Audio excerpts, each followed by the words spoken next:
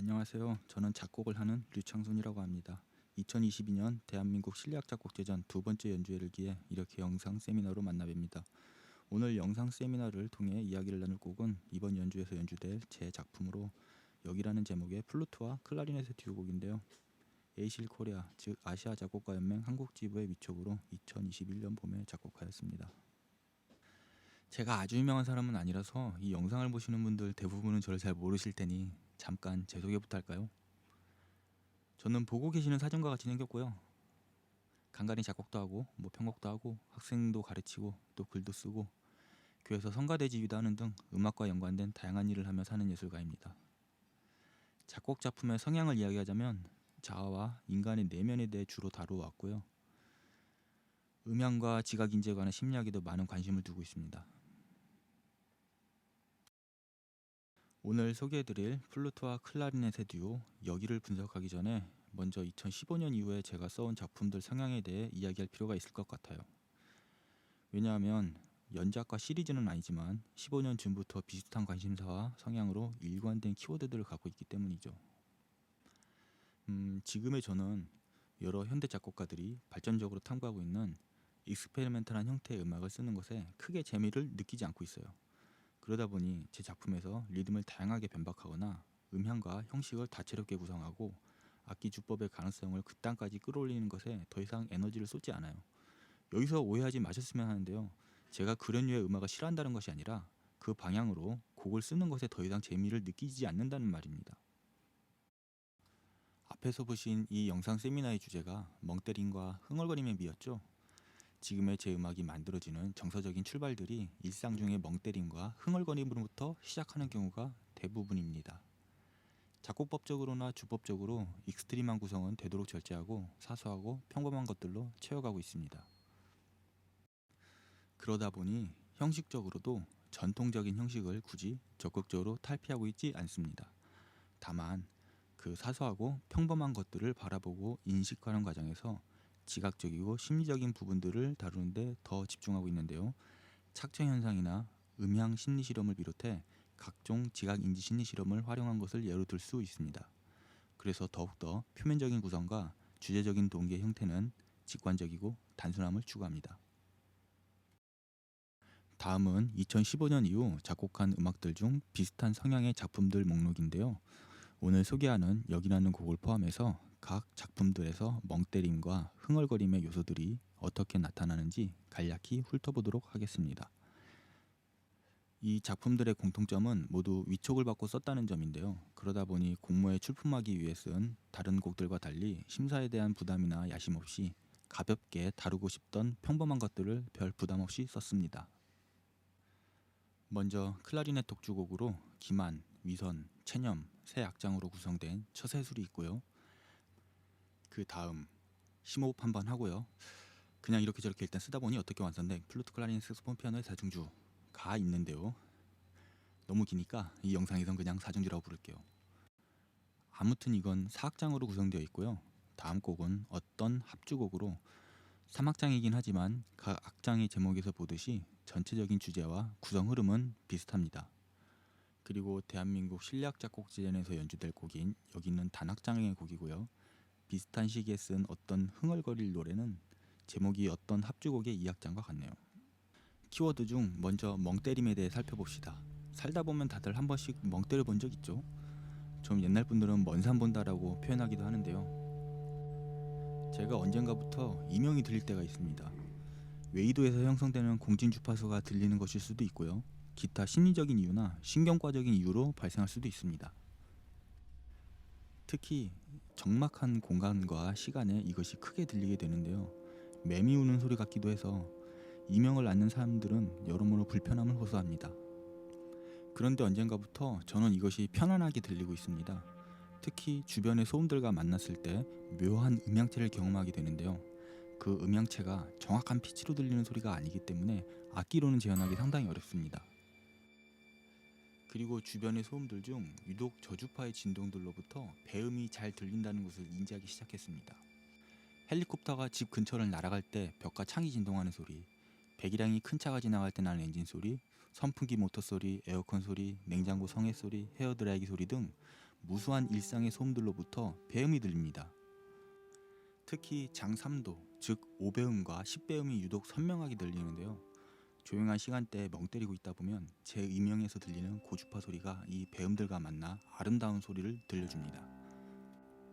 그러나 이 소리 중 일부는 심리적으로만 들리는 것이지 물리적으로 들리는 것은 아닙니다. 아무튼 이런 심리적인 현상에 기반한 음향을 경험함으로써 배음과 장3도에 애착을 갖게 되었는데요. 신경을 긁는 시끄러운 큰 소음들 가운데서도 멀리서 들려오는 듯한 이 장3도는 제게 마음의 평화와 안정을 주기 때문입니다. 마치 신의 음성을 듣는 것 같다고 할까요? 그래서 제 작곡 작품에서 매우 중요한 관심사 중 하나가 어느 순간이 나와야 이 장3도가 가장 아름답게 들릴까입니다. 그래서 이 장3도는 최근에 제가 쓴 거의 모든 작품에서 등장하며 심리적으로 가장 아름답게 들리는 전개와 순간을 탐구합니다. 다음 키워드는 흥얼거림입니다. 2015년 즈음부터 저는 작품마다 곡 중간에 별 내용 없는 짧은 멜로디를 삽입하고 있는데요. 대부분 별 계획 없이 즉흥적으로 그냥 씁니다. 오랜 친구 중에 딸 있는 친구가 있어요. 15년이면 그 아이가 아마 4, 5세 때일 겁니다. 기분이 좋을 때, 밥을 먹을 때, 차를 타고 어디를 갈 때, 심심할 때 등 그때그때 즉흥적으로 아무 멜로디를 흥얼거리는 아이를 보며 저런 멜로디는 대체 어디서 오는지 신기하기도 하고 귀엽기도 해서 언젠가부터 나도 그때그때 아무 멜로디나 대충 지어 부릅니다. 생각해보면 어떤 음악적 교육을 받은 적이 없는 아이도 이미 노래를 지어 부를 수 있습니다. 사람들은 모두 원래 내면에 각자의 노래를 품고 있는 것이죠. 그저 현대인들은 자기의 내면에 귀를 기울일 만한 여유가 없을 뿐이죠. 그래서 저는 누구든 내면에 힘과 여유가 생기면 우리가 품고 있는 노래가 자유롭게 흘러나오리라 믿습니다. 이제부터 본격적으로 제가 사용하는 심리적인 기법을 알아봅시다. 사실 착청 실험을 비롯한 여러 가지 실험 모델을 최초로 고안한 것은 제가 아닙니다. 이 분야의 선구자는 이미 오래전부터 연구해 오신 미국의 지각심리학자인 다이아나 도이치 교수인데요. 도이치의 일루전이라는 이름으로 이 사람이 증명한 여러 가지 착청 현상과 설계한 실험들이 유명합니다. 궁금하신 분들은 유튜브에 도이치 오디토리 일루전을 검색해 보세요. 그리고 제 작품 중엔 당연히 또 제가 탐구하고 고안한 실험도 있습니다. 다음은 2017년에 쓴 어떤 합주곡의 1악장의 한 부분입니다. 이 악장은 단 하나의 스케일과 그 스케일 구성음으로 만들어진 단 하나의 화음만으로 작곡되었습니다. 조금 크게 나온 오른쪽 악보를 주목해 보실까요? 목관이 연주하고 있는 화음을 보면 수직적으로 모두 구성음이 동일한 화음이라는 것을 알 수 있습니다. 그러나 매번 악기들이 상호간의 음을 맛 바꾸기 때문에 우리 귀에는 화음체로 이 구간이 들리지 않습니다.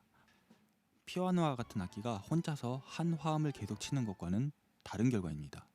왜냐하면 물리적으로 들려주는 화음이 동일해도 서로 간 음색이 서로 다른 악기들이 매우 빠른 율동을 갖고 있기 때문에 마치 하나의 단성부에 오르내리는 스케일처럼 들립니다. 심리적으로 우리 뇌가 화음보다 율동을 더 중요하게 해석하기 때문입니다. 다음은 그냥 사중주 중 4악장의 한 부분입니다. ABC 쇠 화음이 보입니다. A의 경우는 4가지 모두 화음의 구성음이 같습니다. 그러나 악기들이 음을 서로 교환하고 있죠. 그 교환 과정에서 성부의 움직임, 즉 율동이 화음보다 더 중요한 정보이기 때문에 심리적으로는 우리는 A1, A2, A3가 A와 동일한 화음임에도 불구하고 서로 다른 화음으로 들을 확률이 높습니다. B도 마찬가지입니다. 반면에 화음 C는 좀 다릅니다. 화음 C와 C1 사이에 끼어든 스케일 패시지가 있죠. 그렇기 때문에 화음 C와 C1 사이의 성부의 움직임, 즉 율동의 연결감이 깨집니다. 그럼으로써 성부의 움직임보다 화음색을 더 중요한 정보로 듣게 됩니다. 따라서 화음 C와 C1은 같은 화음으로 인식될 확률이 매우 높습니다. 반대로 C1과 C2는 다시 성부의 율동감이 회복됨으로써 다른 화음으로 인식할 확률이 높습니다. 다음은 오늘 중점 소개할 여기의 한 부분으로 다이아나 도이치가 증명한 것을 바탕으로 만든 것입니다. 도이치는 일루전 실험을 통해 우리의 뇌가 소리의 선율적 맥락을 무의식적으로 해석하기 때문에 소리의 방향성을 오인할 수 있다는 것을 실험으로 증명했습니다. 플룻은 상행하는 선이고 클라리넷은 하행입니다. 그런데 최종 목적지에서 서로가 음을 맞 교환합니다. 그럼에도 우리 뇌는 본래에 가까운 움직임을 더 자연스러운 움직임으로 해석하기 때문에 최종 음에서 플룻이 연주한 음이 클라리넷에서, 클라리넷이 연주한 음이 플룻에서 들리는 듯한 착청이 유발됩니다. 다음의 스케일도 마찬가지입니다. 왼쪽에 두 개의 스케일 율동이 있습니다. 위쪽의 빨간 선은 오르내리고 아래쪽의 파란 선은 내리오릅니다. 그런데 두 번째 그림과 같이 오르내림의 중간에 각 위치를 서로 맞바꾸어도 우리는 왼쪽과 같은 스케일의 율동으로 인식하게 됩니다. 단, 도이치의 실험은 전자음으로 동일한 음가와 동일한 음량으로 했습니다.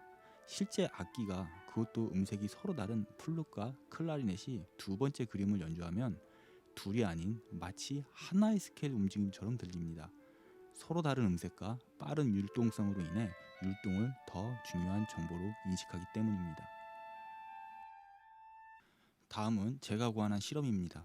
언어심리학의 애너그램 및 스푸너리즘 현상을 음악적으로 고안해 보았습니다. 애너그램은 일종의 말장난으로 동일한 철자들의 글자 순서만 바꾸어 다른 단어나 문장을 만드는 것을 의미합니다.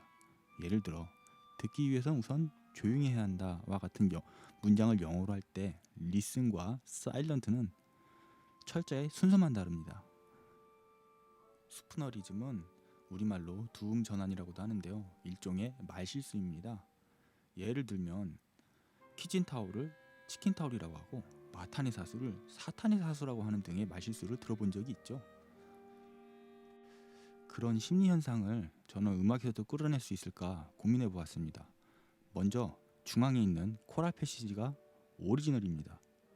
선율에 화음을 바친 전형적인 호모포니적인 패시지입니다. 이를 바로 왼쪽과 같이 도이치가 고안한 캄비아타 일루전으로 바꾸어 줬습니다. 이게 첫 단계입니다. 선율감에서 오리지널의 선율이 여전히 인식되며 화음색도 동일합니다. 이 일루전된 패시지들을 각 악기가 성부별로 음역을 좁혀 안정화시킨 것이 가장 왼쪽의 패시지입니다. 이 패시지는 오리지널의 패시지와 선율이 명백하게 다릅니다. 그럼에도 동일한 화음색을 갖고 있기 때문에 세 패시지는 서로 매우 유사하게 들리며 변주를 동반한 반복의 맥락을 느끼게 해줍니다. 다음 역시 여기에 한 부분입니다. 첫 번째 선율은 동일한 율동으로 시작합니다. 첫째 단 3마디와 둘째 단 3마디, 셋째 단 3마디는 멜로디가 동일합니다. 단 서로 다른 방식의 일루전을 마디마다 섞어서 쓰고 있는 것을 볼 수 있습니다. 마지막으로 플루트와 클라리넷의 이중주, 여기에 대한 간략한 해설을 하고 마치겠습니다. 제 초기작 중에 저쪽이라는 제목의 곡이 있습니다. 2008년에 쓴 곡인데요. 역시 이중주의 곡이지만 바이올린과 첼로로 연주합니다. 여기는 저쪽으로부터 그간 지나온 삶에 따른 자기 성찰을 담은 곡입니다. 예전에 저는 항상 결핍을 느꼈던 것 같습니다. 재물, 사랑, 사람, 권력, 힘 등에서요. 그러다 보니 내가 갖지 못한 무언가를 끊임없이 갈망하고 쫓으며 범민했던 것 같습니다. 저는 지금도 여전히 부족한 것이 많습니다. 그러나 과거와 달리 삶의 태도가 많이 바뀌었습니다. 지금은 내게 있는 작고 사소한 것조차도 참 소중합니다. 내 곁에 있는 이들을 더 사랑하지 않고 저쪽만 바라보며 살아온 젊은 날들이 후회되기도 합니다. 아직 젊음이 사그라들기 전에 여기를 둘러보았습니다. 더 감사하고 더 사랑하고 싶습니다. 장삼도의 울림과 내면에서 흘러나온 자연스러운 선율, 그리고 평범한 스케일의 그 마음을 담았습니다. 이상으로 마치겠습니다. 긴 시간 시청해 주셔서 감사합니다. 지금까지 작곡가 류창순이었습니다.